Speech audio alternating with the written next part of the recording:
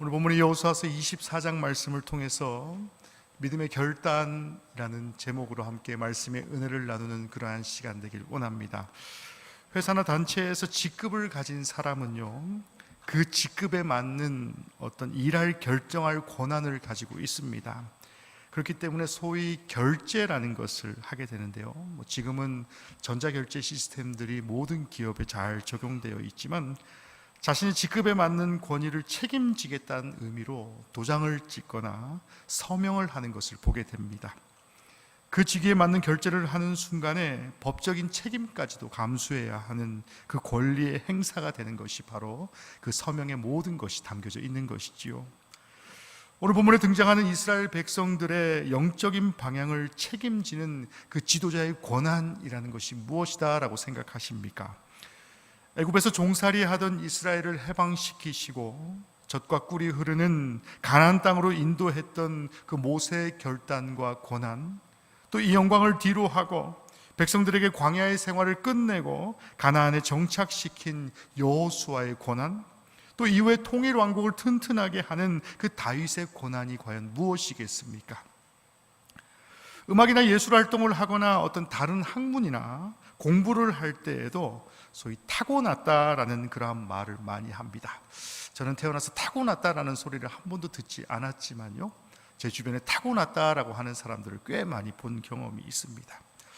한 분야에 소위 말해서 타고났다, 신동이다라고 하는 그러한 소리를 듣는다면 그 소리를 주변에서 듣는 이들은 그 신동 소리를 듣는 사람이 마치 아무 노력도 없고 무노동으로 하루아침에 짠 하고 생겨난 줄 아는 그러한 경우들을 굉장히 많이 보게 됩니다.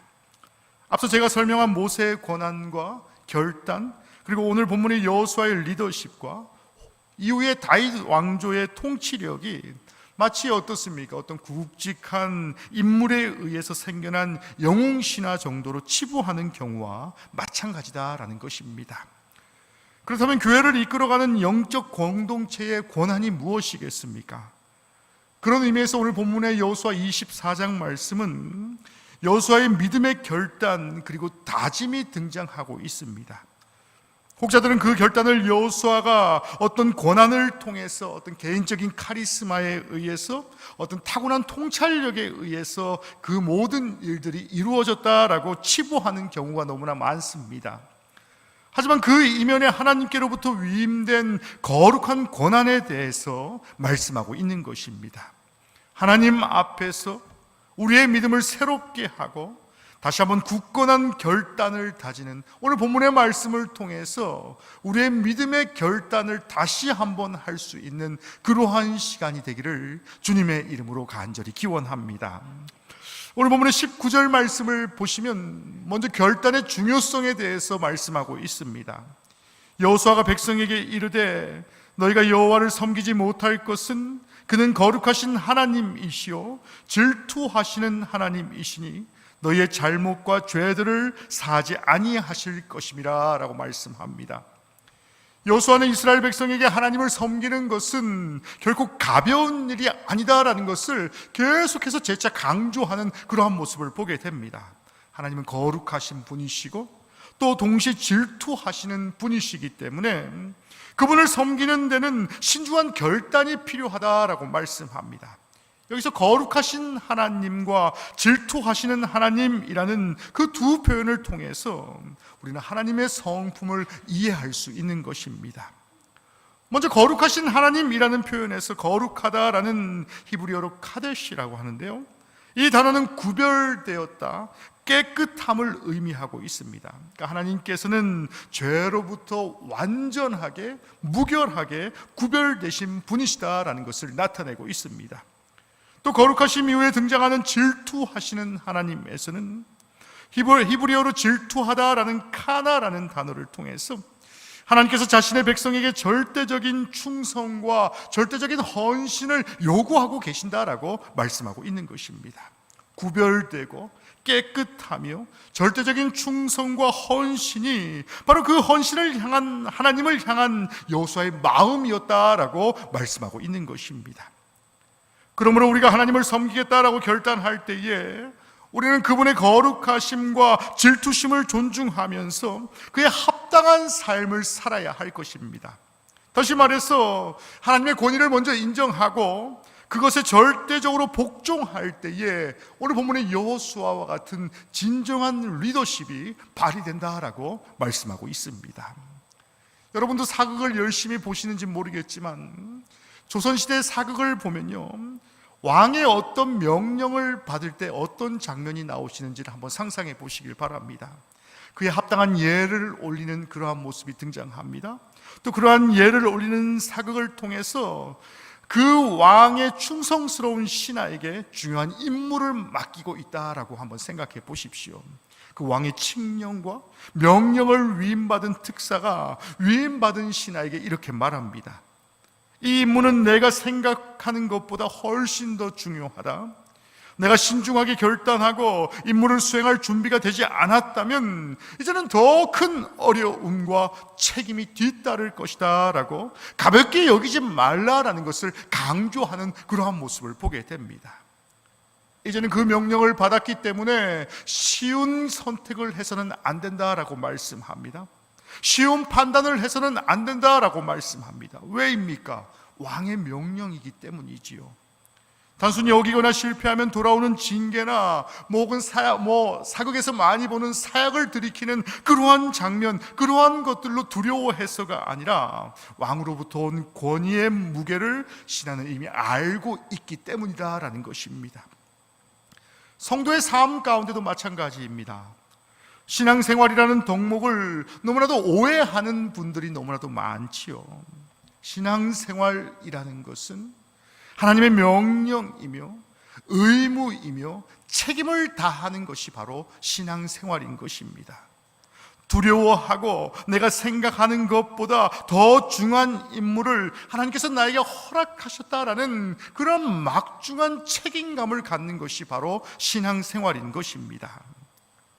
제가 미국 이민교회에서 부사역자로 사역할 때에 제일 좋지 않았던 그런 이민교회 병폐가 있었습니다. 그것은 바로 목회자에게 하는 어떤 일종의 협박 같은 것들이 있었습니다. 이렇게 안 해주면 나는 우리 교회를 떠날 거고 우리 가족이 몽땅 다른 교회로 옮길 겁니다 라고 협박을 하면 그 이민교회 목사님은 꼼짝하지 못하는 그러한 경우들을 굉장히 많이 보게 됩니다. 그런 협박들이 난무하는 곳이 바로 이민교회였습니다. 이곳 영등포에 한 1200개 정도 교회가 있다라고 합니다. 근데 참 재미나게도 그 LA라는 지역에 한 1100개 정도의 이민교회가, 한인교회가 있다라고 하니까 어떻습니까? 이렇게 저렇게 때를 지어서 소위 말하는 지분을 가지고 이 교회로 저 교회로 계속해서 유랑을 떠나는 그러한 분들을 심심치 않게 만났던 그런 경험들이 있습니다. 다시 본론으로 돌아가세요. 하나님의 명령을 회복하는 것은 우선적으로 신앙생활의 전제 조건을 점검하는 것부터 시작되어야 한다라고 말씀합니다. 우리가 하나님을 섬기겠다라고 결단하는 것은 단순히 우리의 선택이 아니라 성도의 선택이 되는 것이 아니라 하나님의 성품을 깊이 이해하는 것이다 라고 말씀합니다. 그리고 그에 맞는 책임과 의무를 다하는 것이다 라고 말씀합니다. 하나님께서는 그 책임과 의무가 수반될 때에 하나님으로부터 온 진정한 고난이 부여된다라고 말씀합니다. 바로 여호수아와 같이, 모세와 같이, 다윗과 같은 그런 믿음의 결단이 가능하도록 우리를 인도하여 주신다라고 말씀하고 있는 것입니다. 사랑하는 성도 여러분, 오직 하나님 앞에서 정직한 결단을 드리는 저와 여러분의 삶을 사시길 간절히 축원합니다. 오직 하나님 앞에서 믿음의 옳은 결단을 하는 저와 여러분의 삶을 사시기를 주님의 이름으로 간절히 기원합니다. 두 번째로 21절 그리고 22절 말씀을 통해서 그 결단 후에 오는 책임에 대해서 말씀하고 있습니다. 백성이 여호수아에게 말하되 아니니이다 우리가 여호와를 섬기겠나이다 하는지라 여호수아가 백성에게 이르되 너희가 여호와를 택하고 섬기리라 하였으니 스스로 증인이 되었느니라 하니라. 그들이 이르되 우리가 증인이 되었나이다. 이스라엘 백성은 하나님을 섬기기로 결단합니다. 그 결단에 대해서 스스로 증인이 되겠다라고 선포하는 그러한 말씀입니다. 증인이라는 단어는 히브리어로 에드라는 그러한 단어를 가지고 있습니다. 이는 법정에서 증언하는 사람을 뜻합니다. 단순히 보는 것을 넘어서서 그 본 것을 책임지고 증거하는 그러한 일을 말하고 있습니다. 따라서 이스라엘 백성은 자신들의 결단을 증명하는 증인으로서의 그 책임을 다해야 한다라고 말씀하고 있는 것입니다. 그들이 하나님 앞에서 증인이 되겠다라고 선언한 것은 단순히 말로 끝나는 것이 아니라, 선포로 끝나는 것이 아니라 이제는 법적인 책임이 수반된다라고 말씀합니다. 실제로 그들의 삶에서 하나님을 섬기는 증거를 이제부터 보여주어야 한다라고 말씀합니다. 이는 결단 후의 책임을 말하고 있지요. 하나님 앞에서 한 약속을 지키는 것이 얼마나 중요한지를 다시금 깨닫게 하는 그러한 본문의 말씀입니다. 우리의 신앙생활 가운데에서도 결단한 이후에 그 결단을 지키기 위해서 책임을 다하는 성도가 되라라고 말씀하고 있는 것입니다. 한 학생이 어떤 국가고시를 본다라고 생각해 보십시오. 어떤 중요한 자격시험을 본다라고 한번 가정해 봅시다. 분명 그 학생은 그런 마음가짐을 갖고 분명히 시험에 임할 것입니다. 이번 시험은 나에게 미래를 걱정하는, 나의 미래를 결정짓는 중요한 시험이다라는 생각, 내가 이 시험을 통해 보여주는 노력과 책임감을 통해서 앞으로 나의 삶에 큰 영향을 미칠 것이다라는 이런 마음가짐을 가지고 시험에 임할 것입니다.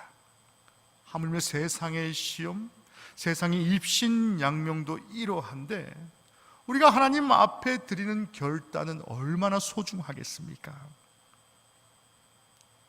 아마도 아니 확실하게도 우리의 영적인 삶에 큰 영향을 미치고 있다라는 것입니다. 그렇기 때문에 반드시 결단 이후에는 그 결단을 지키기 위해서 하나님 앞에서, 하나님 면전에서 더욱 노력하고 책임을 다하는 그러한 성도가 되어야 하는 것입니다.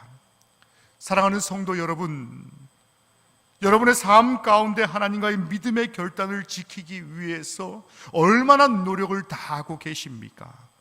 세상의 고시공부처럼 이루어졌던 인생의 중요한 시기에 결정했던 그런 결정이나 노력만큼 하나님 앞에 증인의 삶을 살기 위해서 얼마만큼 최선의 노력을 다하고 계십니까? 오직 하나님 앞에 그 결단을 지키기 위해서 맡은 바 책임을 다할 수 있는 저와 여러분의 삶을 사시길 간절히 축원합니다. 사단의 교묘한 획책은 다른 것이 아니더라고요. 세상의 일보다 하나님의 일이 한 발자국 뒤로 처지게 만드는 것이 바로 사단의 획책입니다.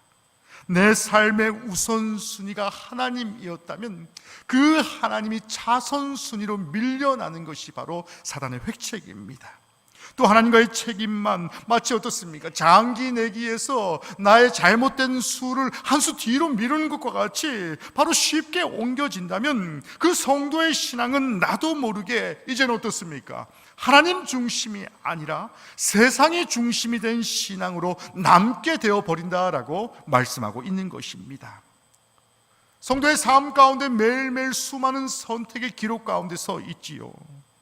때로는 자신의 의지가 아니라 세상의 일들로 인해서 하나님의 삶이, 하나님이 원하는 길이 최우선순위가 되지 않는 그러한 시대 가운데 살고 있을 수도 있습니다. 때로는 세상의 유혹과 어려움 때문에 좌로나 우로나 치우칠 수 있는 그러한 세상 가운데 우리가 살고 있습니다. 그러나 성경은 우리에게 분명히 말씀하고 있습니다. 간단하고 매우 명료하게 우리에게 명령하고 있습니다. 그것이 무엇입니까? 무조건적으로 너희 하나님을 우선으로 삼고 그분의 길에서 결코 벗어나지 말라라고 말씀하고 있는 것입니다. 여호수아서 1장 7절 말씀을 보시면 하나님께서는 여호수아에게 좌로나 우로나 치우치지 말라라고 명령하십니다.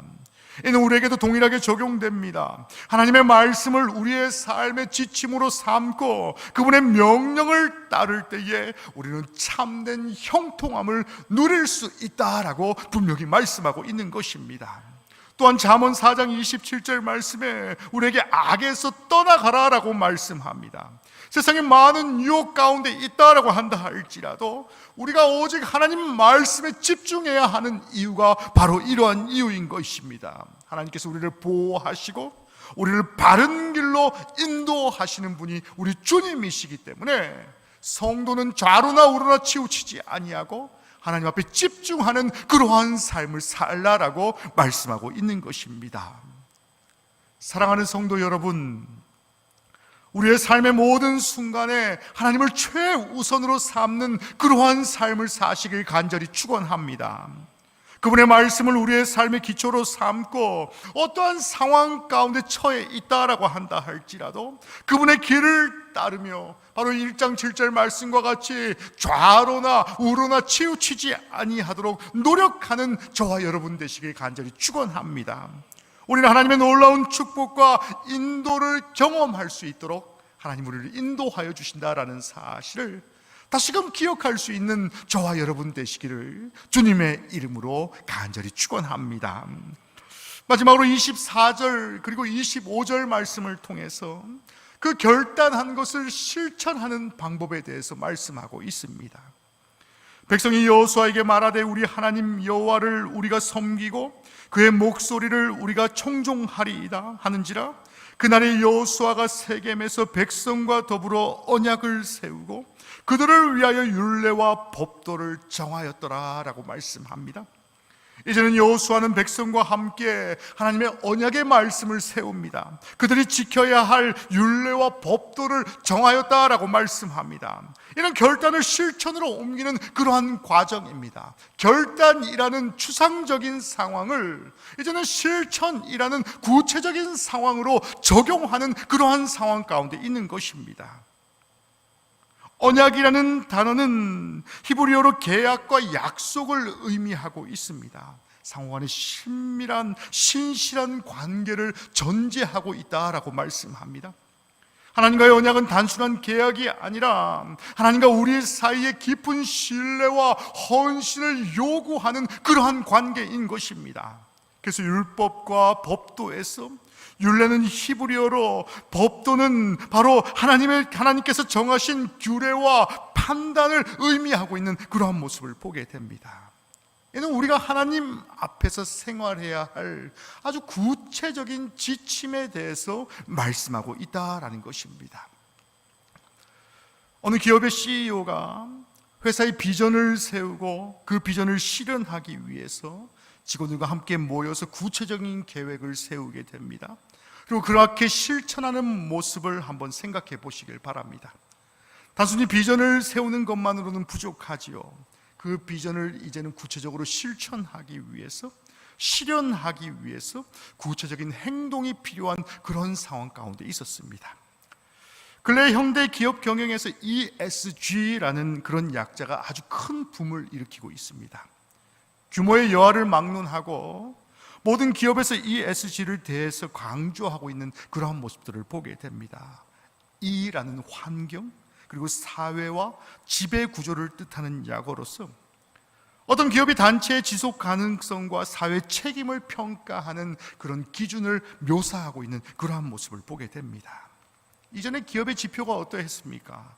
단순한 전년 대비의 재무성과 작년 대비 막대 그래프가 얼마만큼 상승했는지만을 보는 어떤 1차원적인 것을 보았다면 이제는 같은 상승이라도 어떻습니까? 건전한 상승이 있고 불건전한 상승을 분별하게 되고 설사 하락하였다라고 한다 할지라도 건전한 하락은 미래 가치의 분석을 통해서 불건전한 상승보다도 더 긍정적인 그런 평가 지표를 삼게 되는 그러한 모습들을 보게 됩니다.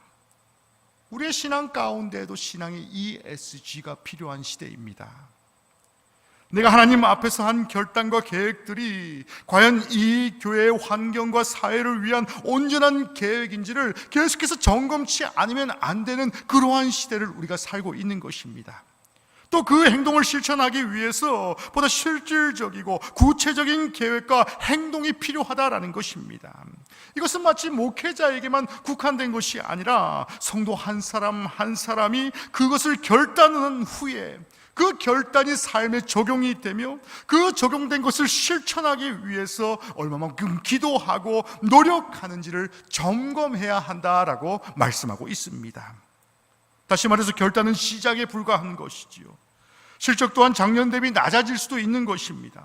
하지만 그 낮아진 그래프를 두려워하는 것이 아니라 그 결단을 실천하기 위해서 우리는 실제적인 행동으로 옮겨졌다면 바로 신앙의 ESG는 바로 올바르게 실현되고 있다라는 것입니다. 그럴 때 하나님의 거룩하심을 성도가 깨닫게 되고요, 성도의 모든 결단은 실천케 되고 그 실천으로 인하여서 우리 교회의 환경이 변화된다라고 말씀하고 있는 것입니다. 사랑하는 성도 여러분, 오늘 우리가 여호수아 말씀을 통해서 믿음의 결단과 다짐에 대해서 살펴보았습니다. 제가 오늘 본문의 목적을 다시 한번 상기토록 하겠습니다. 첫 번째로 결단의 중요성을 다시 한번 깨닫는 그러한 성도들 되시길 간절히 원합니다. 하나님은 질투하는 분이시고 거룩하신 분이십니다. 우리의 삶이 온전히 하나님 중심의 삶으로 살아가길 나보다 더 원하시는 분이 우리 주님이시다라는 것을 믿으시는 저와 여러분 되시길 간절히 원합니다.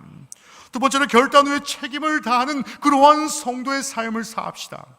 입으로 시인하는 것으로 끝나는 것이 아니라 거룩한 삶이 유지될 수 있도록, 거룩한 백성의 삶을 살아갈 때에 하나님이 그 인생을 끝까지 책임지시겠다라는 것을 기억할 수 있는 그러한 성도가 됨을 반드시 기억합시다.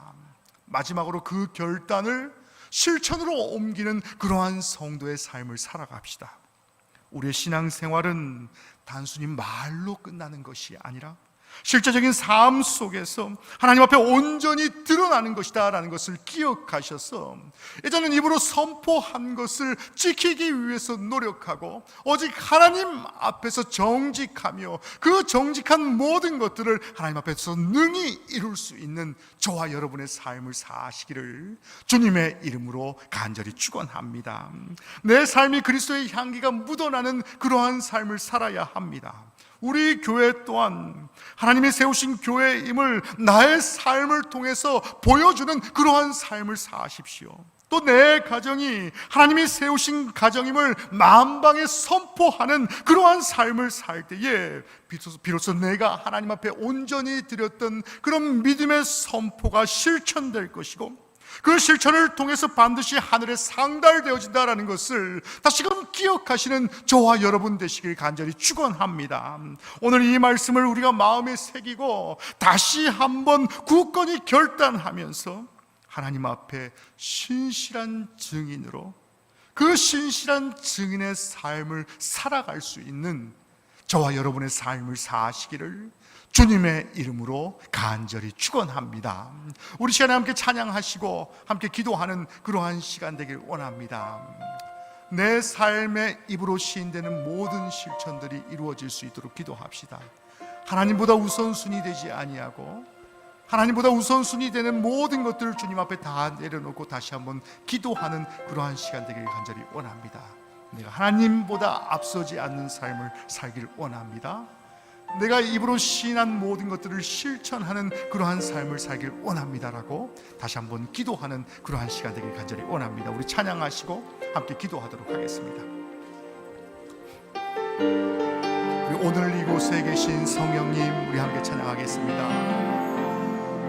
오늘 이곳에 계신 성령님, 우리에게 말씀하시고 우리 가르치소서. 다친 우리 마음 열어주시고 주의 빛으로 밝혀 우리 인도하소서.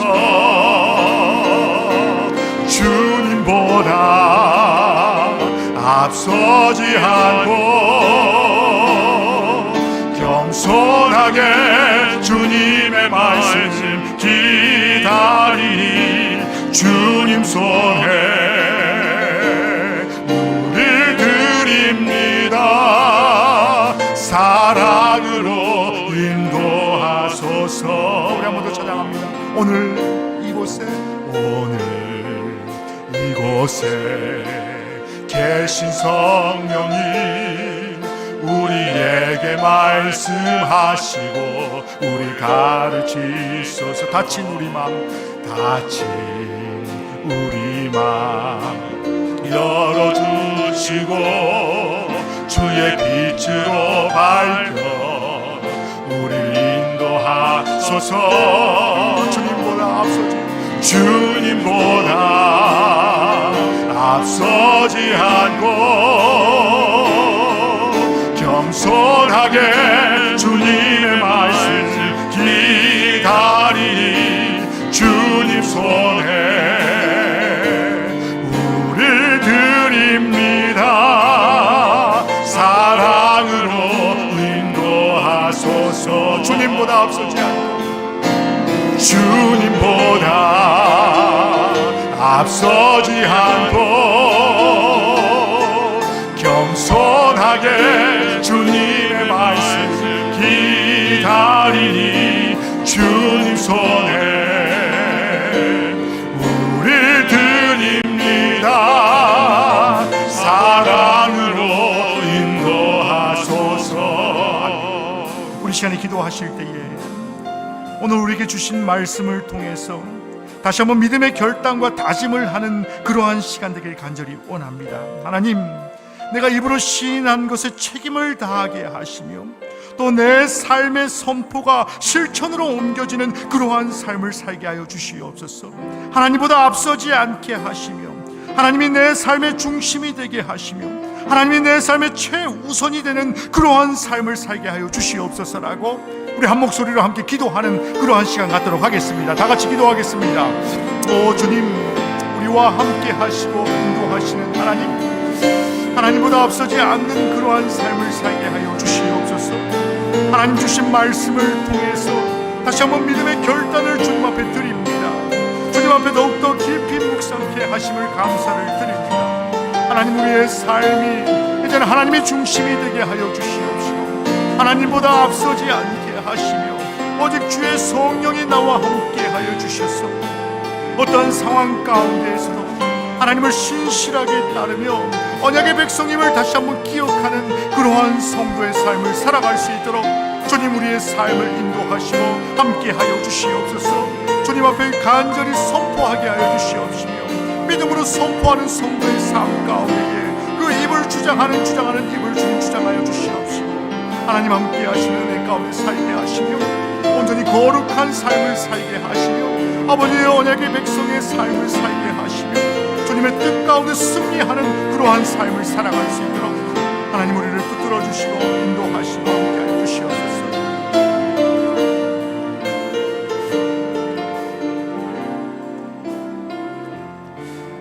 사랑과 은혜가 풍성하신 하나님 아버지, 오늘 우리에게 주신 말씀을 통해서 믿음의 결단과 다짐에 대해서 깊이 묵상케 하시니 감사를 드립니다. 우리가 하나님 앞에서 결단한 것을 끝까지 지키게 하시며 그 책임을 다하고 우리의 삶 가운데 적용하며 실천으로 옮길 수 있도록 주님 도와주시옵소서. 우리의 삶이 하나님께 영광이 되게 하시며 모든 순간마다 주님의 뜻이 이루어가는 신실한 성도의 삶을 살게 하여 주시옵소서. 하나님 말씀하시는 신실하신 믿음의 결단을 다하는 성도의 삶을 살길 간절히 원합니다.